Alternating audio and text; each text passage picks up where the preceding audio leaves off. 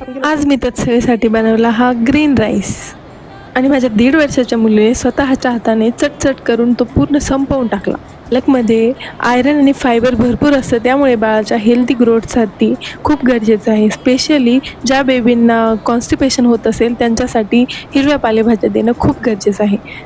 2-3 दिवसापासून तत्सवीला ही कॉन्स्टिपेशनचे प्रॉब्लेम होत आहे, त्यामुळे मी तिच्यासाठी हा ग्रीन राईस बनवला आहे. कसा बनवला आहे तर चला बनवूया सोबत. पालकची भाजी घेतली, 1 हिरवी मिरची, 2-4 लसणाच्या पाकळ्या, आलं आणि 1 टोमॅटो हे करून कापून घेतलं आणि मिक्सर ग्राइंडरमध्ये फिरवून घेतलं. मग फोडणीसाठी जिरे, मोहरी, कढीपत्ता, नंतर त्यामध्ये आपण तयार केलेलं ग्रीन पेस्ट टाकायचं. त्यातलं पाणी आटेपर्यंत चांगलं त्याला मिक्स करून शिजवून घ्यायचं. 1 मिनिटानंतर त्यातलं सर्व पाणी आटून जातं आणि त्यानंतर आपण शिजवून घेतलेला राईस त्यामध्ये ॲड करायचा. परत 1 मिनिट मंद आचेवर त्याला फिरवून घ्यायचं आणि तयार आहे आपला सुपर हेल्दी ग्रीन राईस. तत्सवीने तो खूप आवडीने खाल्ला आहे आणि अशाच बेबी मीलसाठी आपल्या चॅनलला सबस्क्राईब करून ठेवा आणि बेल आयकन हिट करायला विसरू नका.